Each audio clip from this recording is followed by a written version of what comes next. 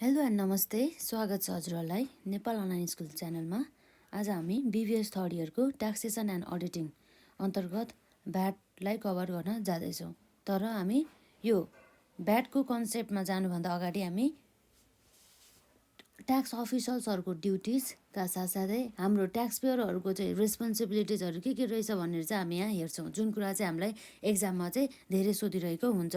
जस्तै हाम्रो यहाँ टपिक रहेको छ नम्बर 1मा duties of the tax office. अब हजुरहरूलाई थाहा छ ट्याक्स अफिस भने चाहिँ के हुन्छ, इनल्यान्ड रेभिन्यू अफिस होइन हो। त्यसलाई सर्टकटमा आइआरडी पनि भनिन्छ, जसमा चाहिँ गएर चाहिँ ट्याक्सहरू तिर्ने गरिन्छ र त्यहाँ रहेको अफिसियल्सहरू हुन्छ नि, ट्याक्स अधिकृतहरू हुन्छ नि हो, उनीहरूलाई चाहिँ उनीहरूको चाहिँ के हो भन्दा चाहिँ दायित्वहरू के हो त, उनीहरूको ड्युटिजहरू के हो त, उनीहरूको रेस्पोन्सिबिलिटिजहरू के हो त भन्ने कुरा हामी यहाँ हेर्न जाँदैछौँ है त। ड्युटिज अफ ट्याक्स अफिसर्स, जस्तै ट्याक्स अफिसियल्स भने चाहिँ त्यहाँ गर्ने काम गर्ने मानिसहरू हुन्छ नि ट्याक्स अफिसमा। जस्तै हाम्रो अधिकृत हुन सकिन्छ, सहायकहरू हुन सकिन्छ होइन। यसरी चाहिँ अब हामी duties of the tax officials हेर्न जाँदैछौँ। र हाम्रो ट्याक्स अफिसको दायित्व अन्तर्गत के पर्ने गर्छ, जस्तै उनीहरूले पब्लिक सर्कुलरहरू चाहिँ विभिन्न टाइममा चाहिँ आवश्यक परेमा कुनै पनि अब सेक्सनहरूदेखि लिएर कुनै पनि एउटा रुल्स एन्ड रेगुलेसनहरूलाई इन्टरप्रिटेसन गर्नको लागि चाहिँ पब्लिक सर्कुलरहरू चाहिँ हाम्रो ट्याक्स अफिसरहरूले अर्थात् हाम्रो इनल्यान्ड रेभिन्यू डिपार्टमेन्टले चाहिँ इस्यु गर्ने गर्दछ भन्ने कुरा चाहिँ रहेको छ। र हाम्रो यसमा duties of the tax officer अन्तर्गत नम्बर 1मा रहेको छ टु प्रोभाइड पब्लिक सर्कुलर्सहरू चाहिँ प्रोभाइड गर्ने उद्देश्यले। र यसरी पब्लिक सर्कुलर्स भने चाहिँ के छ त यसमा भन्दा, the department may issue the public circulars interpreting the act. The department has the obligation to make such information available to the public at offices of the department and at the other location or by such other medium as the department may determines भन्ने कुरा रहेको छ। जस्तै हाम्रो किन चाहिँ हाम्रो यो ट्याक्स अफिसर अथवा डिपार्टमेन्टले चाहिँ पब्लिक सर्कुलर इस्यु गर्छ भन्दाखेरि कुनै पनि एउटा एक्ट अथवा कुनै पनि सेक्सनहरूलाई चाहिँ डिफाइन र इन्टरप्रेटिङ गर्नको लागि, जस्तै नयाँ टर्महरू हुन्छ नि हो, त्यो नयाँ टर्महरूलाई बुझाउनको लागि, यसले यो टर्मले के भन्न खोजेको हो भनेर यसरी बुझाउनको लागि अर्थात् इन्टरप्रिटेसन गर्नको लागि चाहिँ हाम्रो ट्याक्स अफिसर्स अर डिपार्टमेन्टले चाहिँ पब्लिक सर्कुलरहरू चाहिँ इस्यु गर्ने गर्दछ। यो नै हाम्रो duties of the tax officer अन्तर्गत पर्ने गर्दछ। यसरी हाम्रो नम्बर 1मा to provide the public circular पछि अर्को रहेको छ नम्बर 2मा टु प्रोभाइड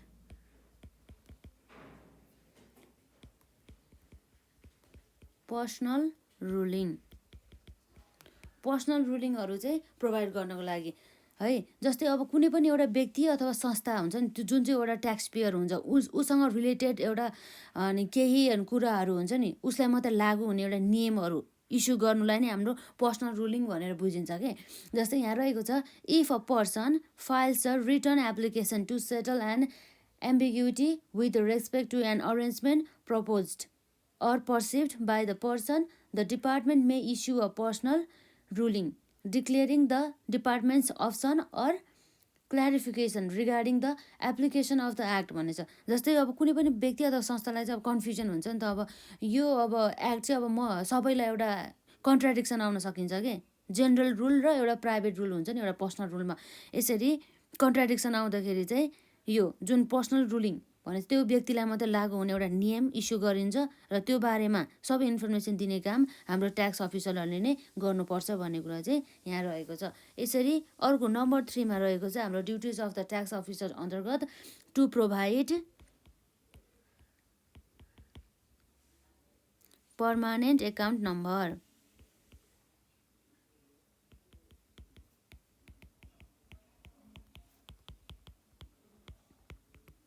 जसलाई हामी सर्टकटमा प्यान भन्छ है। जस्तै यो प्यान भने चाहिँ डिपार्टमेन्टले अथवा ट्याक्स अफिसरहरूले चाहिँ यो प्यान अर्थात् पर्मानेन्ट एकाउन्ट नम्बर चाहिँ इस्यु गर्नुपर्ने हुन्छ ट्याक्स पेयरहरूलाई। जस्तै जुन पर्सन हुन्छ जुन चाहिँ भ्याटमा रजिस्टर भएको हुन्छ र इन्कम ट्याक्समा रजिस्टर भएको हुन्छ, त्यस्ता व्यक्तिहरूलाई चाहिँ प्यानहरू चाहिँ इस्यु गर्नुपर्ने हुन्छ। जस्तै यो प्यानको आधारमा नै सबै कुराहरू चाहिँ आइडेन्टिफाई गर्नको लागि चाहिँ सजिलो हुने गर्दछ है। The department has to issue a person with a PAN for the purpose of identifying the person if the file and application to be registered for the purpose of the income tax भन्ने कुरा चाहिँ यहाँ रहेको छ। र अब number 4 मा रहेको छ हाम्रो ट्याक्स अफिसर्सहरूको ड्युटिज अन्तर्गत जस्तै टु मेन्टेन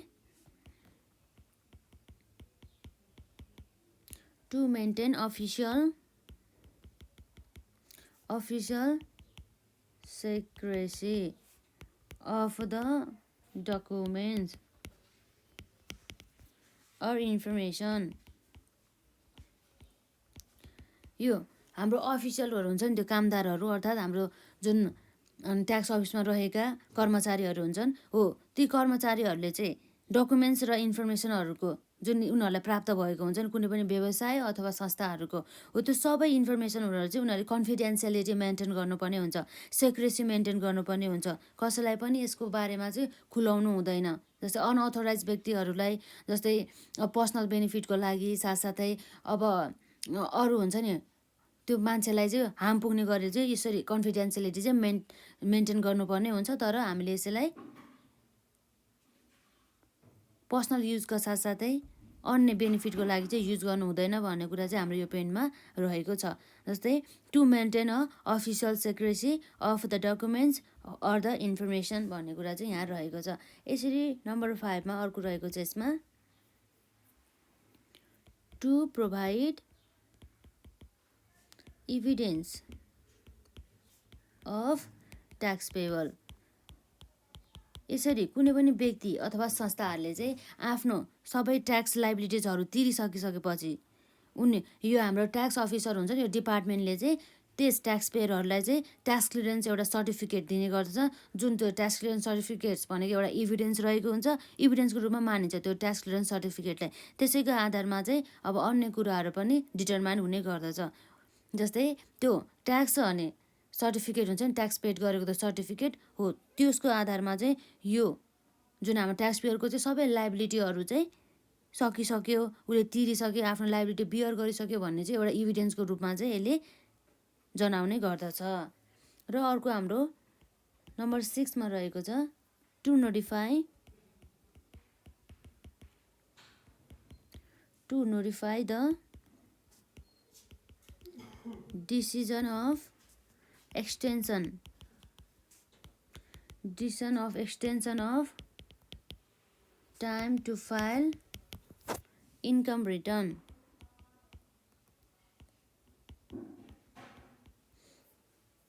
जस्तै कुनै अब कहिलेकाहीँ कस्तो हुनसक्छ भन्दा चाहिँ कुनै कारणवश कुनै पनि अब हुन्छ नि जुन चाहिँ सर्कमस्टान्सेस बियोन्ड द कन्ट्रोलको कारणले गर्दा अथवा जुनसुकै रिजन हुन्छ नि हो त्यो रिजनहरूको कारणले गर्दा चाहिँ यदि इन्कम अनि फाइलहरू रिटर्न गर्नुपर्ने हुन्छ नि हो त्यसको लागि चाहिँ यदि टाइम बढाउनु आवश्यक छ भनेदेखि त्यस्तो अवस्थामा पनि यदि बढाएको छ भनेदेखि पनि नोटिस दिने काम सबै हाम्रो डिपार्टमेन्ट अर ट्याक्स अफिसरले नै गर्ने गर्दछ। जस्तै यहाँ रहेको छ to notify the decisions of the extension of the time to file income return भन्ने कुरा रहेको छ। र नम्बर 7 मा छ यसमा to treat as a self adjustment. जस्तै के रहेछ भन्दा if a person files an income return for an income year by ascertaining accurate amount of the tax payable without any error and motive of the tax evasion and the pays the tax payable on the due date the department has to treat it as a self adjustment. अर्थात् के भन्दा चाहिँ कुनै पनि व्यक्ति अथवा संस्थाले चाहिँ आफ्नो एक्ज्याक्ट अनि ट्याक्स लाइबिलिटीहरू चाहिँ कति छ भनेर आफूले सेल्फ एडजस्ट गर्छ भनेदेखि त्यो सबै उसको ट्याक्स लाइबिलिटीहरू उसले समयमा नै तिर्छ भनेदेखि त्यस्तो अवस्थामा चाहिँ ट्याक्स अफिसरहरूले चाहिँ उसले क्यालकुलेट गरेको ट्याक्स लाइबिलिटी हुन्छ नि त्यसलाई नै एज अ सेल्फ एडजस्टमेन्टको रूपमा भनेर चाहिँ लिने गर्छ भन्ने कुरा चाहिँ हाम्रो यो पोइन्टले गर्ने गर्दछ। र यसरी नम्बर 8 मा रहेको छ हाम्रो ट्याक्स अफिसरको लाइबिलिटिज अन्तर्गत नम्बर 8 मा छ to notify of jeopardy and amendment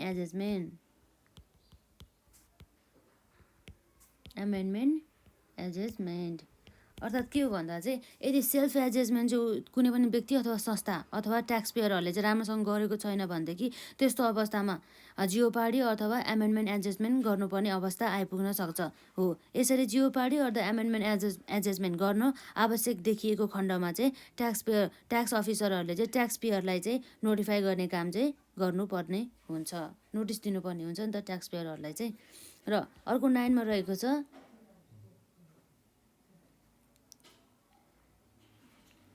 to get pre-approval for extension of time limit of departure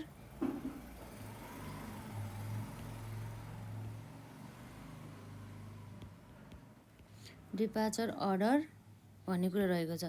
यसरी अब हामी यस एक्स्ट्रा लेख्यौँ भने त यसभन्दा अरू पनि रेस्पोन्सिबिलिटिजहरू हुन्छ, हाम्रो ड्युटिजहरू हुन्छ हाम्रो ट्याक्स अफिसरहरूको। तर हामीलाई एक्जाममा यति लेख्यो भने पनि हुन्छ। जस्तै हाम्रो रहेको छ duties of the tax officers अन्तर्गत नम्बर 1 मा to provide the public circulars र टु प्रोभाइड पर्सनल्स रुलिङ र to provide permanent account number PAN र नम्बर 4 मा रहेको छ to maintain official secrecy of the documents or the information भन्ने कुरा यहाँ रहेको छ। र नम्बर 5 मा छ to provide evidence of the tax payable र नम्बर 6 मा रहेको छ to notify the decisions of the extension of the time limit to file a income return भन्ने कुरा चाहिँ यहाँ रहेको छ है।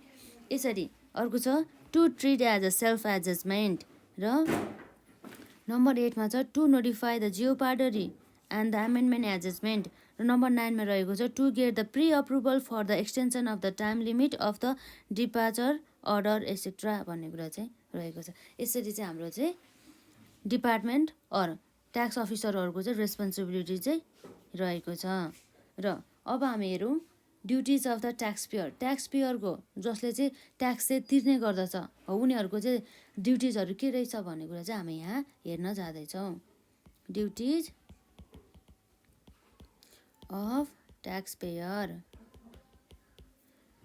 जस्तै हाम्रो duties of the tax payer अन्तर्गत रहेको छ नम्बर 1 मा to follow or adopt accounting method of prescribed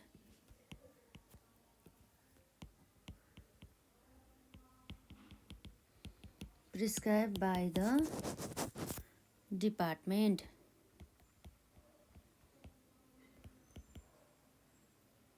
हाम्रो डिपार्टमेन्टले प्रिस्क्राइब गरेको एउटा एकाउन्टिङ मेथड हुन्छ नि, जस्तै accrual basis of accounting, cash basis of the accounting. जस्तै कुनै पनि व्यक्तिको चाहिँ अब व्यक्ति भन्दा पनि संस्थाको चाहिँ बिजनेसबाट पनि इन्कम छ भनेदेखि त्यस्तो अवस्थामा चाहिँ त्यस व्यक्तिले चाहिँ बिजनेसबाट मात्रै इन्कम छ भनेदेखि एक्रुअल बेसिस अफ एकाउन्टिङ नै फलो गरेर चाहिँ उसले चाहिँ आफ्नो ट्याक्सहरू चाहिँ क्यालकुलेट गर्नुपर्छ भन्ने कुरा चाहिँ यहाँ गरेको छ।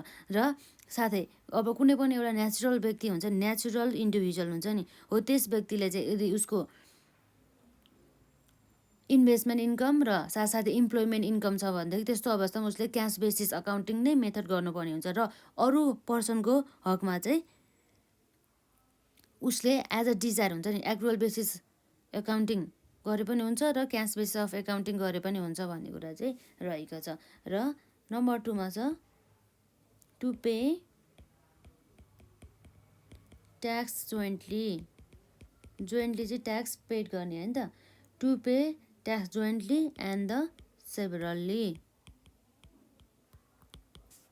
Or separately. अर्थात् के हो भन्दा चाहिँ अब यो ट्याक्स पेयरले चाहिँ ट्याक्सहरू चाहिँ तिर्नुपर्ने हुन्छ jointly or severally or the separately. उनीहरूको जति व्यवसाय अथवा उनीहरूको इम्प्लोइमेन्ट इन्कमबाट आएको इन्कममा उसले तिर्ने ट्याक्सहरू हुन्छ नि हो, त्यो चाहिँ उनीहरूले बियर गर्नुपर्छ jointly or the severally or the separately भन्ने कुरा चाहिँ यहाँ रहेको छ। र नम्बर 3 मा छ यसमा टु मेन्टेन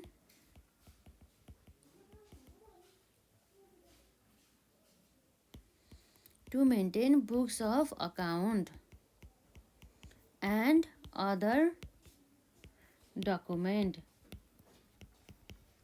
हाम्रो ट्याक्स पेयरले के गर्नुपर्छ त, सबै बुक्स अफ द एकाउन्ट्सहरूको र अदर डकुमेन्ट्सहरू चाहिँ हामीले पछि आवश्यक पर्न सक्छ भनेको लागेर चाहिँ के गर्नुपर्ने हुन्छ, त्यो बुक्सहरूलाई चाहिँ मेन्टेन गरेर चाहिँ एकदम राख्नुपर्ने हुन्छ। प्रोपरली चाहिँ एकाउन्टिङको साथसाथै त्यो अदर डकुमेन्ट्सहरूलाई चाहिँ रेकर्डिङ गरेर चाहिँ राख्नुपर्ने दायित्व चाहिँ हाम्रो ट्याक्स पेयरको चाहिँ रहने गर्दछ। To maintain books of the accounts and the other documents है। र नम्बर 4 मा छ to pay tax within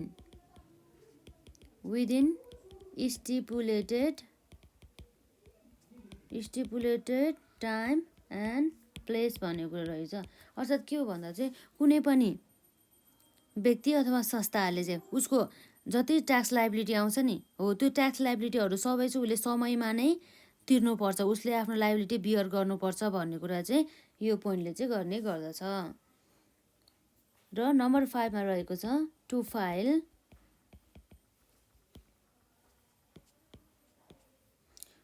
file statement of tax with held.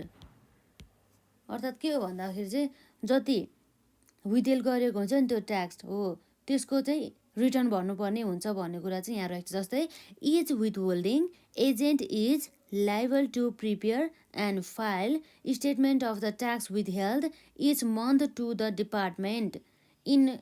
In case the agent who fails to file a statement as required by tax laws is liable to pay a penalty and the interest as specified by the laws भन्ने कुरा चाहिँ यहाँ रहेको छ। र अर्को यसपछि number 6 मा हाम्रो ट्याक्स पेयरको चाहिँ लाइबिलिटिजमा रहेको छ to pay tax by the instalment. To pay tax by instalments भन्ने कुरा रहेको छ। जस्तै इन्स्टलमेन्टमा किस्तामा पनि उसले चाहिँ ट्याक्स चाहिँ तिर्न सकिन्छ भन्ने कुरा चाहिँ एउटा प्रोभिजन पनि रहेको छ। जस्तै यहाँ छ उसले अब सुरुमा 40% र 70% 100%को दरले चाहिँ इस्टिमेटेड ट्याक्सहरू चाहिँ उसले बुझाउन सकिन्छ।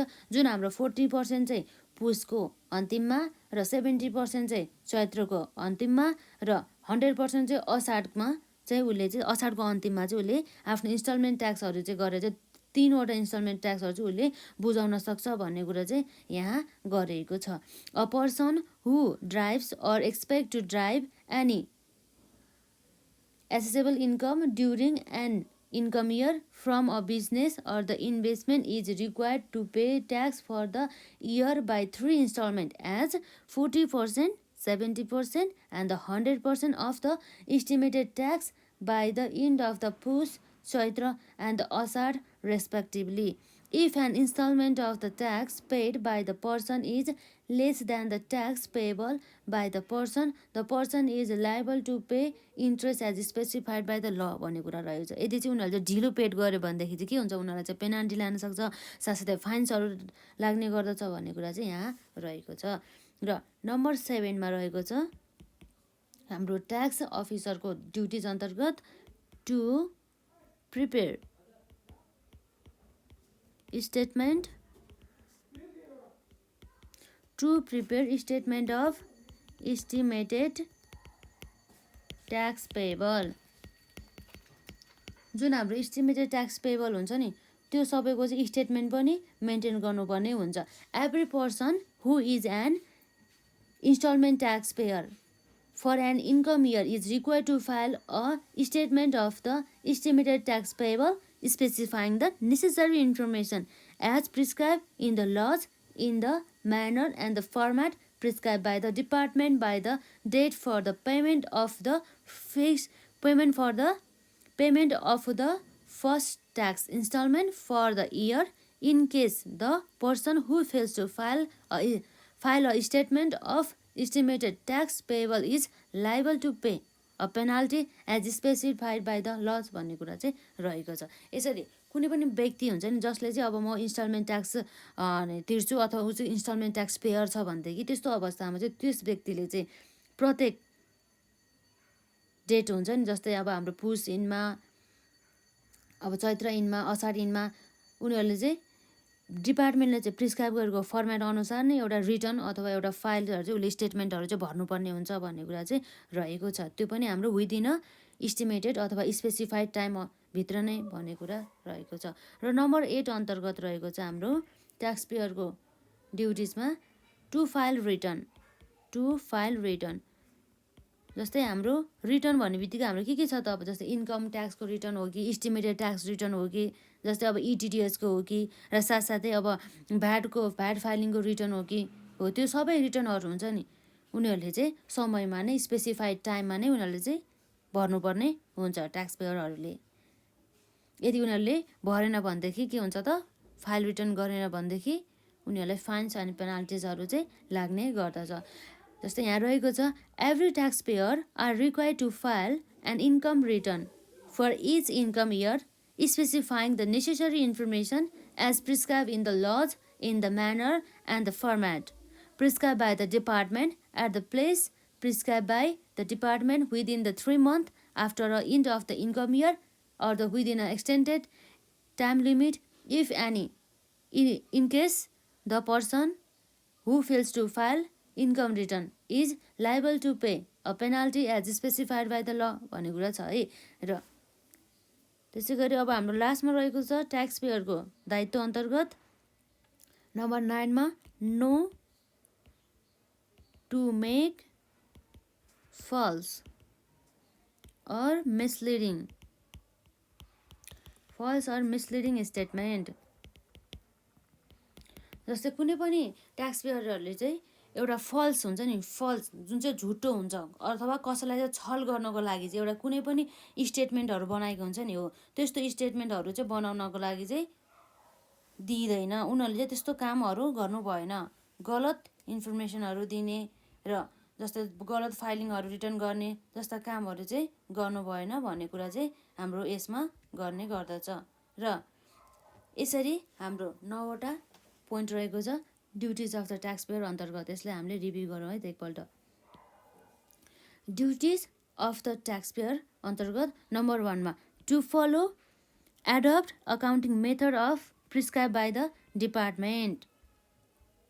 नम्बर 2 मा छ to pay the tax jointly and the severally or the separately. र नम्बर 3 मा to maintain books of the accounts and other documents. र नम्बर 4 मा to pay tax within a stipulated time and the place. र number 5 मा to file statement of the tax withheld. र number 6 मा to pay tax by the instalment. र number 7 मा रहेको छ to prepare the statement of the estimated tax payable. र number 8 मा छ टु फाइल रिटर्न। र नम्बर 9 मा रहेको छ no to make false or the misleading statement भन्ने कुरा चाहिँ यसरी यहाँ रहेको छ।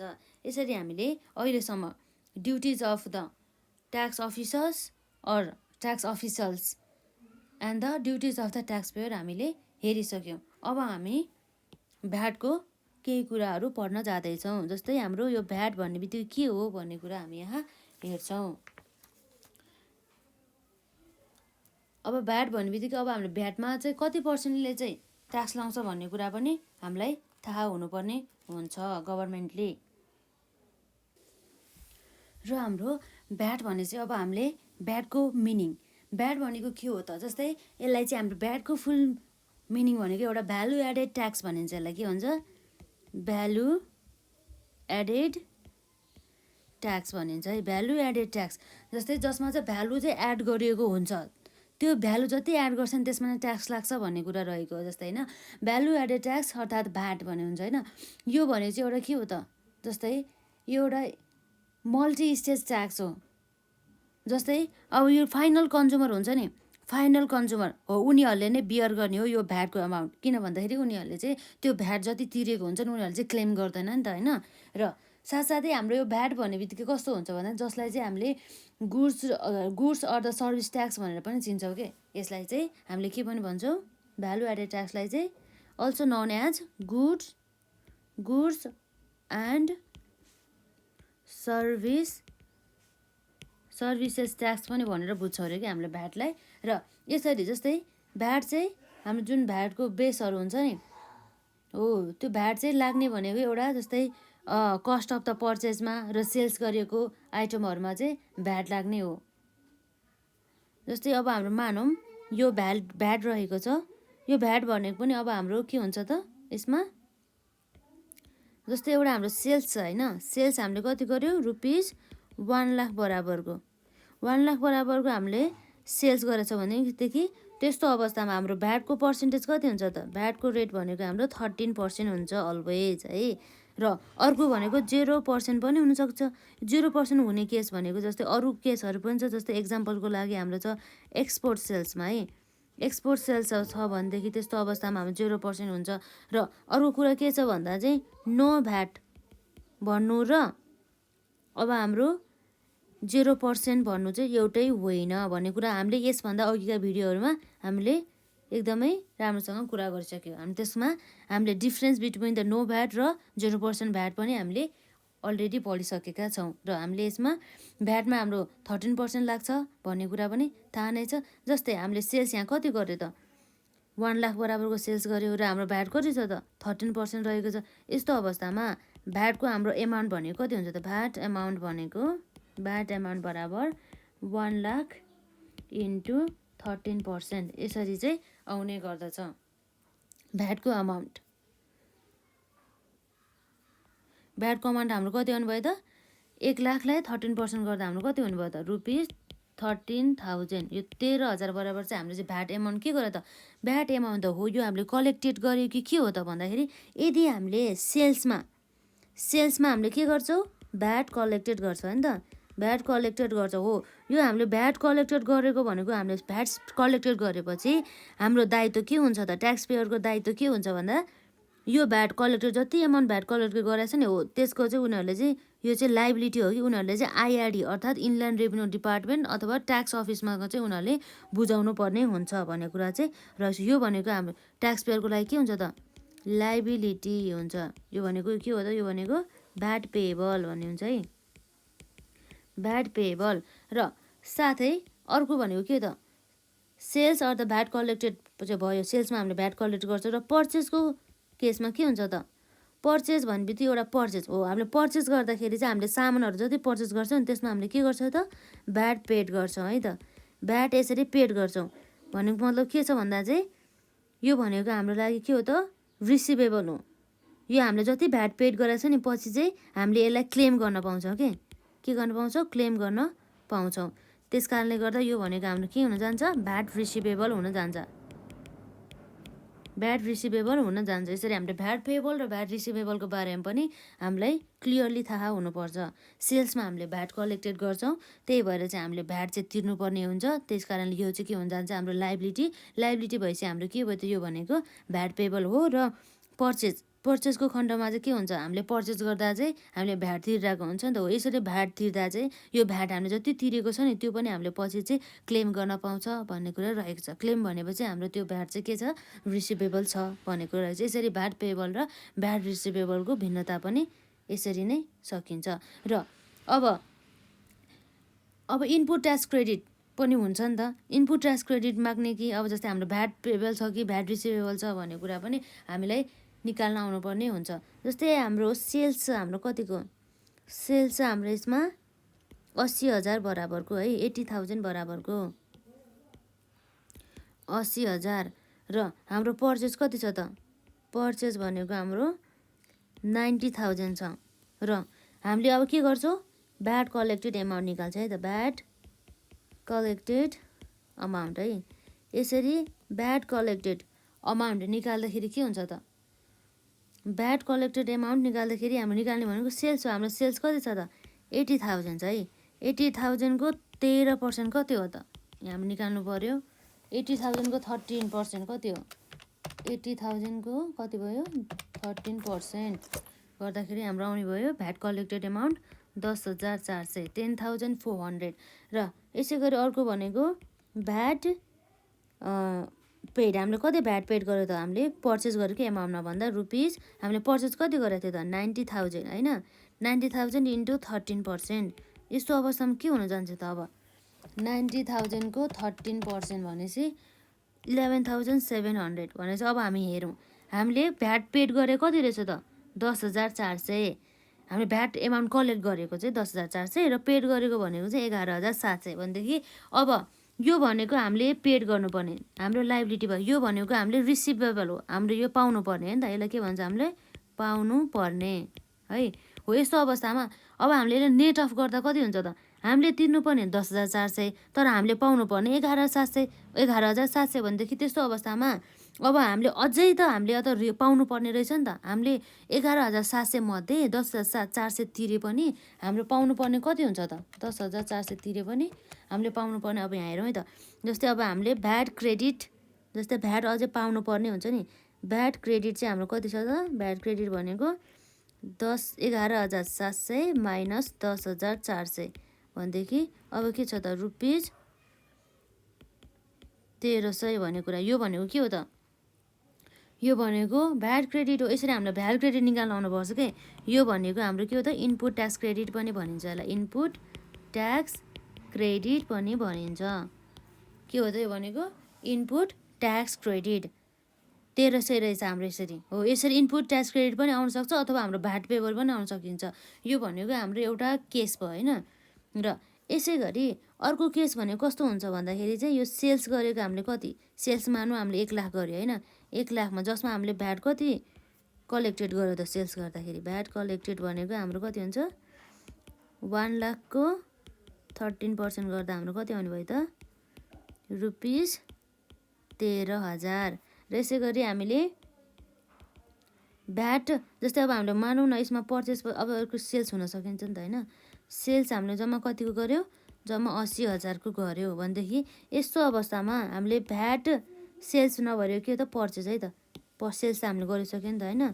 पर्चेज हाम्रो कति भयो त 80,000 र भ्याट भनेको हाम्रो कति छ त यसमा, भ्याट हामीले पेड गरेको भनेको यसमा 80,000को 13% भनेपछि 80,000को 13% हाम्रो कति हुन्छ त यसमा 10,400 होइन। 10,400 भनेको हाम्रो के हो त यो भनेको हामीले भ्याट पेड गरेको होइन। अब यसरी हाम्रो कति छ त हेरौँ त, हामीले यो भनेको हाम्रो पे गर्नुपर्ने है, हामीले पेड गर्नुपर्ने यति र हामीले पाउनुपर्ने हुन्छ नि, पाउनुपर्ने चाहिँ हाम्रो कति रहेछ त 10,400 भनेदेखि हाम्रो जम्मा 10,400 चाहिँ हामीले पाउनुपर्ने तर हामीले तिर्नुपर्ने चाहिँ कति छ त 13,000 रहेछ भनेदेखि यस्तो अवस्थामा यो अब हामीले इनपुट ट्याक्स क्रेडिट हुन्छ त हुँदैन नि त। यो भनेको चाहिँ हाम्रो के हुन जान्छ भ्याट, हाम्रो इन्कम ट्याक्स क्रेडिट नभएर के हुन्छ भ्याट पेएबल। हाम्रो भ्याट पेएबल आयो नि त। भ्याट पेएबल कति छ त 13,000 माइनस 10,400 कति छ हाम्रो यहाँ 13,000 माइनस 10,400 गर्दाखेरि हाम्रो आउने भनेको कति हो त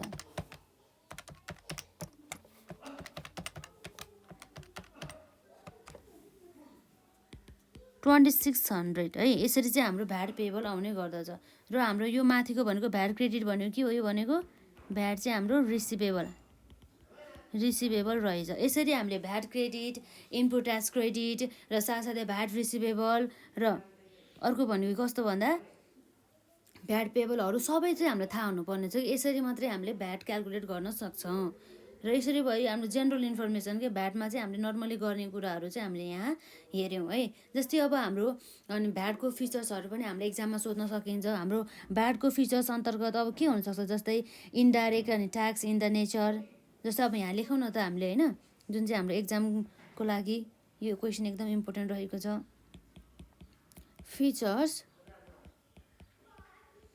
features of value added tax. Value added ट्याक्सको चाहिँ विशेषताहरू के छ त, जस्तै यहाँ नम्बर 1 मा रहेको छ indirect tax. Indirect tax in nature है, के छ हाम्रो नम्बर 1 मा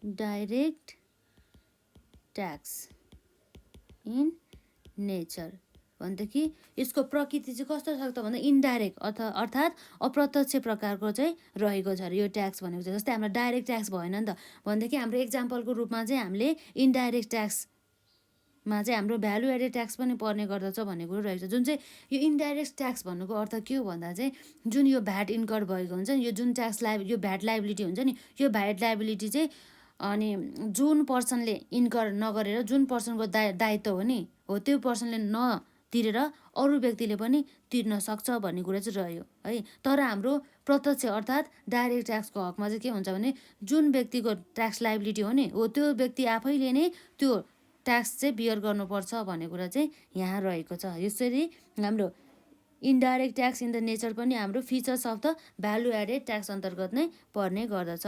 यसरी अर्को हाम्रो फिचर्समा रहेको छ based on value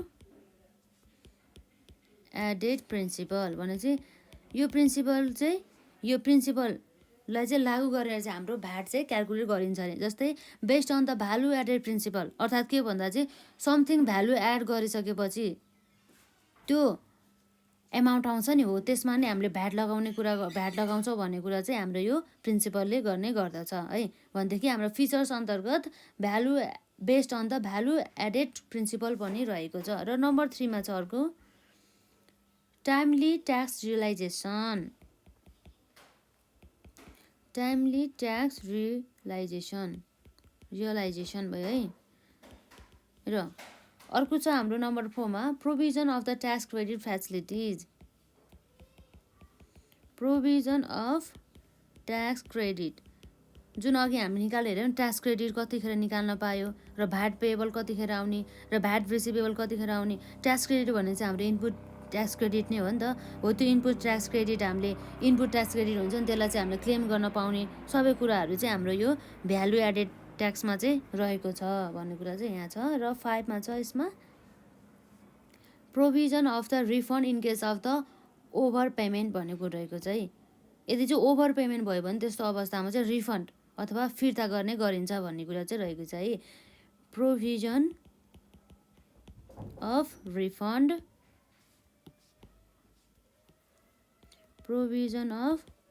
refund in case of over payment भन्ने कुरा पनि हामीले बुझिहाल्छौँ होइन। जेनरली छ, जेनरल नै छ, केही पनि गाह्रो छैन यसमा। र नम्बर 6 मा छ यसै गरी बेस्ड अन सेल्फ एडजस्टमेन्ट। सेल्फ एडजस्टमेन्टसँग चाहिँ यो चाहिँ के छ त, सेल्फ एडजस्टमेन्ट सिस्टममा चाहिँ यो चाहिँ बेस्ट रहेको छ अरे। यो भने चाहिँ विशेष गरेर चाहिँ मान्छेहरू आफैले नै भनौँ जुन ट्याक्स पेयर हुन्छ नि, उनीहरूले चाहिँ आफैले चाहिँ सेल्फ एडजस्टमेन्ट गरेर चाहिँ भ्याट चाहिँ मेरो यति लाइबिलिटी रहेछ, इनपुट ट्याक्स क्रेडिट यति रहेछ, भ्याट रिसिभेबल यति रहेछ भनेर चाहिँ उसले चाहिँ क्लेम गर्ने गर्छ भन्ने कुरा चाहिँ यसमा रहेको छ। र नम्बर 7 मा छ अर्को separate treatment of capital goods. म्हणजे जुन क्यापिटल गुड्स हुन्छ नि, हो त्यो गुड्सहरूको चाहिँ सेपरेट चाहिँ ट्रिटमेन्ट गर्ने काम गर्दछ भन्ने कुरा मात्र रहेको छ है। र नम्बर 8 मा छ हाम्रो यसमा provision of tax exempt goods and zero rate goods and services. के भन्दा चाहिँ जस्तै कुनै पनि एउटा हाम्रो यस्तो गुड्स अथवा सर्भिसेस हुन्छ होइन जसमा चाहिँ ट्याक्स एक्जेम्प्टेड हुन्छ र जेरो रेटेड भ्याट लाग्ने गर्छ भनेदेखि त्यो कुराहरूको प्रोभिजन गर्ने काम पनि हाम्रो भ्यालु एडेड ट्याक्समा नै गर्छ भन्ने कुरा रहेको छ। जस्तै हाम्रो यो ट्याक्स एक्जेम्प्ट गुड्सहरू हुन्छ नि, यसको बारेमा चाहिँ सबै हाम्रो यो सेड्युल 1 मा चाहिँ गरिएको छ र जेरो रेटेड आइटमहरू भ्याट कुरा चाहिँ सबै सेड्युल 2 मा चाहिँ गरिएको छ। यसरी हजुरहरूलाई यदि यो भ्याटको एक्टको बारेमा र भ्याटको रुल्स भ्याट रेगुलेसन हुन्छ नि, हो यो सबै भ्याट एक्टदेखि लिएर भ्याट रेगुलेसनहरू सबै चाहिँ हजुरहरूले हेर्न सक्नुहुन्छ डाउनलोड गरेर है। जस्तै मानौँ न यसमा कस्तो छ भन्दा चाहिँ नेपाल ल कमिसन हो commission.com मा चाहिँ हाम्रो सबै कुराको लहरू जस्तै हाम्रो कम्पनीज एक्टहरू अब पार्टनरसिपदेखि लिएर हरेक के सबै एक्टहरू चाहिँ हाम्रो जति पनि कानुन नियमदेखि लिएर सबै रुल्स एन्ड रेगुलेसनहरू छ नि, सबै हाम्रो नेपाल ल कमिसन .com चाहिँ हामीले पाउन सक्छौँ। यसरी चाहिँ हजुरहरूले गुगलमा सर्च गरेर त्यो साइटबाट चाहिँ सबै हामीले लहरूदेखि नियमहरू सबै चाहिँ पाउन सक्नुहुन्छ, जसमा चाहिँ एमेन्डेड पनि हुन सकिन्छ। तर एमेन्डमेन्ट छ कि छैन भनेर चाहिँ हजुरहरूले हेर्नु, विशेष गरी चाहिँ सबै चाहिँ रिसेन्टली लहरू चाहिँ पाउने गर्छ होइन त्यसमा। र यसरी हामीले features of the value added tax अन्तर्गत हामीले पढेको भनेको यहाँ हेर्न फेरि हामी रिभ्यू गर्न जाँदैछौँ है त। Features of the value added tax number आईमा रहेको छ indirect tax in the nature, number 2मा रहेको छ based on the value added principle, र नम्बर 3मा रहेको छ टाइमली ट्याक्स रियलाइजेसन, र नम्बर 4मा रहेको छ provision of the tax credit facility है। ट्याक्स क्रेडिट फेसिलिटीको चाहिँ एउटा प्रोभिजनहरू रहेको छ। र नम्बर 5मा छ provision of the refund in case of the over payment भन्ने कुरा छ। र नम्बर 6मा छ based on the self adjustment system, जुन चाहिँ सेल्फ एडजस्टमेन्ट सिस्टममा चाहिँ बेस्ड रहेको छ। र नम्बर 7मा छ separate treatment of the capital goods, र नम्बर 8मा रहेको छ provision of the tax exempt goods and the generate goods and the services है। यो नेपाल ल कमिसनबाट चाहिँ हजुरहरूले चाहिँ यो एउटा साइटबाट चाहिँ यो वेबसाइट हो जसमा चाहिँ सबै प्रकारका लहरू हुन्छन्, कानुनहरू। अब जस्तै अब भ्यालु एडेडको मात्रै नभएर अब के हुनसक्छ इन्कम ट्याक्स एक्ट पनि हुन सकिन्छ, जसमा हामीले इन्कम फ्रम इम्प्लोइमेन्ट देखि लिएर हाम्रो इन्कम फ्रम बिजनेस अनि इन्कम फ्रम इन्भेस्टमेन्ट, विन्डफल गेन, टिडिएसहरूको बारेमा सबै कुराहरू चाहिँ हामीले हेर्न सक्छौँ। र हजुरहरूले यसअघिका भिडियोहरू हेर्नु भएको छैन भने पनि हेर्नु होला, त्यसमा हामीले भ्याटसँग सम्बन्धित धेरै नलेजहरू पढिसक्यौँ। र साथसाथै हामीले इन्कम ट्याक्सहरूको र त्यसको टिडिएससँग अहिले रिसेन्टली यो सबै एमेन्डमेन्ट भएको छ नि त, त्यो एमेन्डमेन्ट भएको पनि हामीले पढिसक्यौँ। र यसरी एमेन्डमेन्ट भएको जुन भिडियोहरू हुन्छ त्यो भिडियोलाई पनि हेर्नु होला। र अब जति कुराहरू एमेन्डमेन्ट हुन्छ त्यो कुराहरूलाई फेरि हामीले रिकभर गर्दै हामीले फेरि त्यसमा पढ्छौँ। यसरी हामीले भ्याट क्यालकुलेट गर्न पनि आउनुपर्ने हुन्छ, यो कुरा पनि जान्नुहोला। र यसै गरी आज हामीले अरू पढेको भनेको duties of the tax officials र साथसाथै duties of the tax pair पनि हामीले हेरिसक्यौँ। र अब आउने आगामी भिडियोहरूमा चाहिँ हामी भ्याटसँग सम्बन्धित धेरै न्युमेरिकल क्वेसनहरू जुन चाहिँ एक्जाम टाइपमा हुन्छ, ओल्ड इज गोल्डसँग सम्बन्धित क्वेसनहरू पनि गर्छौँ। र यसै गरी हाम्रो इन्कम ट्याक्ससँग सम्बन्धित क्वेसनहरू पनि हामी गर्छौँ। र आजलाई यति नै।